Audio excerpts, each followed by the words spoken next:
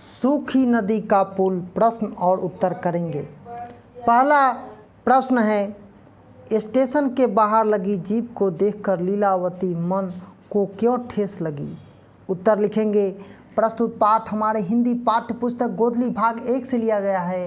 पाठ का नाम सूखी नदी का पुल, लेखक का नाम रामधारी सिंह दिवाकर है। लीलावती मुंबई शहर में रहती है। वह शहर से गांव आई तो थी। उसके मन में उसके ज़माने की बैलगाड़ी, छप्पर वाली, ओढ़ा वाली लालसा थी।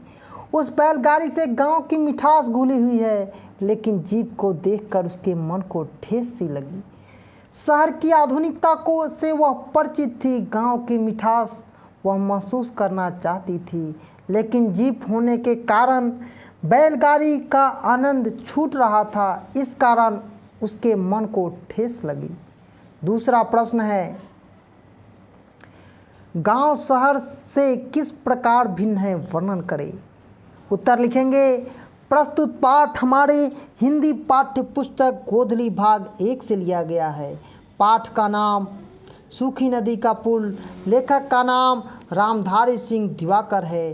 गांव और शहर में जो सबसे अधिक मूलभूत अंतर है वह आपसी प्रेम। गांव किसी एक का नहीं होता है, वरन गांव हर निवासी, गांव के हर परिवार का अंग होता है। पड़ोस में पड़ोसी यह जानता भी नहीं कि उसके पड़ोस में कौन रहता है। गांव में एक का दुख सबका दुख होता है, एक की खुशी में सब शरीक होते हैं। शहर में पड़ोसी के यहाँ किसी की मौत भी हो जाए तो किसी को कोई अंतर नहीं पड़ता है। शहर में आधुनिकता है, सुख सुविधाओं का अंबार है, तो गांव में प्रेम, पवित्रता, निश्चल विराट नदी है। गांव में गरीब, निरक्षरता, असुविधाओं का अभाव है। अब वर्तमान में गांव में भी गंदी राजनीति होती है। गंदे राजनीति के सबसे प्रभावित गांव है। शहर के लोग बुद्धिजीवी होते हैं, उन्हें बेकार की ओछी राजनीति प्रभावित नहीं कर पाती है। तीसरा प्रश्न है, बच्चूदा सुनने में लीलावती को आनंद तरीक की अनुभूति क्यों होती है। उत्तर लिखेंगे। प्रस्तुत पाठ हमारे हिंदी पाठ्य पुस्तक गोधली भाग 1 से उद्धृत है। पाठ का नाम सूखी नदी का पुल, लेखक का नाम रामधारी सिंह दिवाकर है। बच्चूदा लीलावती के बचपन का नाम है। किसी के बचपन का नाम जो प्यार से रखा जाता है कोई अभिन्न व्यक्ति नहीं कह सकता है। बच्चूदा संबोधन लीलावती को भैया के प्यार की याद दिलाती है। बच्चूदा संबोधन मात्र से वह अपने बचपन के दिनों में चली जाती है। उन्हें गांव में मैं गांव के हर चीज़, हर आदमी जो उनसे स्नेह करता था उस परिस्थिति में बच जाता है। प्यार से कहा गया एक वचन भी किसी को बांधने की क्षमता तो उसके भैया द्वारा संबोधन क्या उसे आनंतरिक की अनुभूति नहीं कराएगा। चौथा प्रश्न है, बच्चूदा को सबसे ज़्यादा किसकी याद आती है और क्यों। प्रस्तुत पाठ हमारे हिंदी पाठ्य पुस्तक गोधली भाग 1 से लिया गया है। पाठ का नाम सूखी नदी का पुल और लेखक का नाम रामधारी सिंह दिवाकर है। बच्चूदा को सबसे ज़्यादा सहेली माया याद आती है। सहेली माया की बच्चूदा को दूसरी माँ है। बच्चूदा की माँ को बच्चूदा जन्म के समय दूध नहीं उतरा था। बच्चूदा को गाय, बकरी, भैंस किसी का भी दूध नहीं पचता था। तब सहेली माया ने ही अपने संतानों का दूध पिलाकर, स्तनों का दूध पिलाकर उसे जिंदा रखा। और कोई भी अपनी माँ को कैसे भूल सकता है। अपने पुत्र के रहते हुए भी उसने बच्चूदा को दूध पिलाकर जिंदा रखा। क्या वही बच्चूदा को सहेली माया को सबसे ज़्यादा याद करना काफ़ी नहीं है।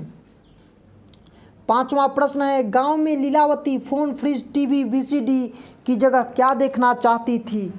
प्रस्तुत पाठ हमारे हिंदी पाठ्य पुस्तक गोधली भाग 1 से लिया गया है। पाठ का नाम सूखी नदी का पुल। लेखक का नाम रामधारी सिंह दिवाकर है। लीलावती गांव में फ़ोन, फ्रिज, टीवी, वीसीडी नहीं देखने आई थी, बल्कि वह तो नैहर की पहली वाली असुविधा के लिए तरस रही थी। इस भौतिक विलासता की संग्राम तो था ही उसके पास, वह गांव का जो स्वरूप होता है वह देखने आई थी। सखी सहेली, नदी, पोखर, खेत खलिहान, टोले, पगडंडी, दरिया, नाथ बाबा का था, राजा सलिजा का गहरा, बुढ़िया बड़ी, बढ़म बाबा मंदिर, यह देखना चाहती थी लीलावती। छठा प्रश्न है, प्रस्तुत कहानी में प्रयुक्त उन तथ्यों को एकत्र करें जिससे ग्रामीण जीवन का चित्र उभरता है। उत्तर लिखेंगे।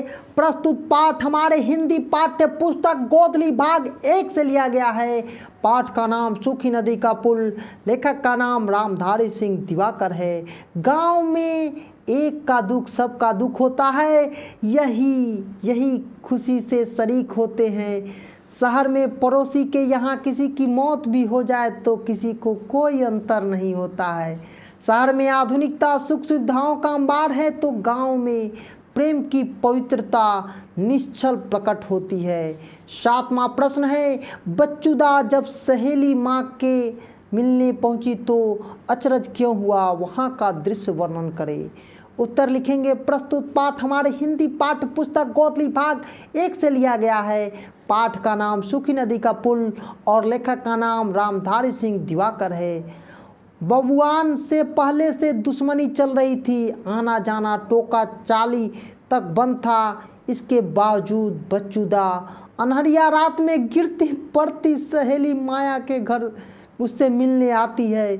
इसी कारण लोगों को आश्चर्य होता है। लोग उमड़ पड़ते हैं लीलावती देखने। बूढ़े सोनेलाल दौड़ते दरवाजे से बच्चूदा को देखे, आंखों में आंसू आ गया। आशीष के लिए उठे दाहिने लुल्ले हाथ को अपलक देखती रही लीलावती। उसारे पर बैठे हुए भैया आवाज़ में कहने लगे, सोनेलाल तुम आ गई बच्चूदा, जिंदगी का सुफल मिल गया। विश्वास नहीं हो रहा है कि अपने आंगन में बच्चूदा को देख रहा हूँ, लगता है कोई सपना है। बोलते बोलते रोने लगते हैं। सोनेलाल तभी दौड़ते दौड़ते कलेसर आ गया और एकदम लीलावती के पैरों पर गिर जाता है। रोता रहता है देर तक। विवाह के उत्सव भरे वातावरण, आंसुओं की यह गूंज यमुना की तरह बाढ़ में कितने कुछ डुबाकर कहाँ कौन जाने। लीलावती के सामने दोनों हाथ जोड़कर प्रायश्चित के लिए दलदल से उबरने की कोशिश में बोलने लगा, भूल चूक माफ़ कर देना दीदी, अब ये हाथ किसी पर कभी नहीं उठेंगे। लीलावती कलेसर की पीठ थपथपाती रही। उस आंगना में कुछ देर के लिए सब कुछ मानो ठहर गया था, समय ही रुक गया था।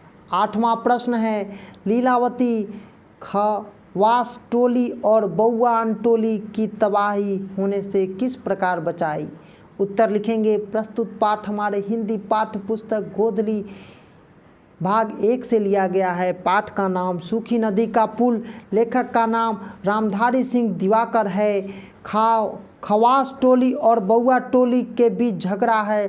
मूल कारण बच्चूदा की 5 एकड़ ज़मीन है, पर कलेसर ने अपना हक जताया। इसी लड़ाई को देखकर दोनों टोला बर्बाद हो रहा था। उसका अमन चैन छिन गया था। बच्चूदा ने अपनी ज़मीन सहेली माया के नाम पर रजिस्ट्री करके मेल मिलाप करवाकर खवास टोली और बबुआन टोली को बर्बाद होने से बचा लिया। 9वां प्रश्न है, लीलावती अपनी 5 एकड़ ज़मीन भैया को न देकर सहेली माया के नाम करने का फैसला क्यों करती है। उत्तर लिखेंगे। प्रस्तुत पाठ हमारे हिंदी पाठ्य पुस्तक गोधली भाग 1 से लिया गया है। पाठ का नाम सूखी नदी का पुल। लेखक का नाम रामधारी सिंह दिवाकर है। लीलावती के 5 एकड़ ज़मीन पर कलेसर ने अपना हक जताया था। इसी को लेकर खवास टोला और बउआन टोला में बीच संघर्ष होते थे। सहेली माया का लीलावती पर दूध का कर्ज था और सहेली माया लीलावती के भैया के आर्थिक रूप से कमज़ोर थी। यदि वह अपनी ज़मीन भैया के नाम पर कर देती तो लड़ाई जस की तस रह जाती। लड़ाई झगड़े निपटाने व अपना कर्ज उतारने के ख्याल से अपनी ज़मीन वह सहेली माया को नाम कर देती है। 10वां प्रश्न है, गांव में दंगा भड़काने का मुख्य कारण क्या है? उत्तर लिखेंगे। प्रस्तुत पाठ हमारे हिंदी पाठ्य पुस्तक गोधली भाग 1 से लिया गया है। पाठ का नाम सूखी नदी का पुल और लेखक का नाम रामधारी सिंह दिवाकर है। गांव में दंगा भड़काने का मुख्य कारण आरक्षण लागू होने व लीलावती के जमीन पर लीलावती का भैया उसे कहते हैं कि जब उसने आरक्षण लागू हुआ तो पिछड़ी जातियों के लोग हम लोगों को अपना दुश्मन समझने लगते हैं। साफ साफ दो फांक हो गया है।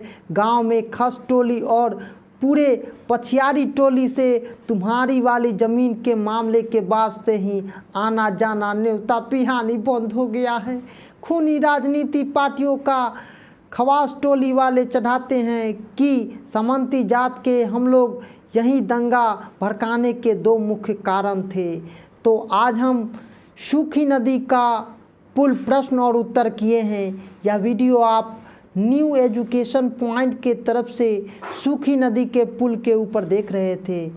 लाइक कीजिए, सब्सक्राइब कीजिए चैनल को। धन्यवाद।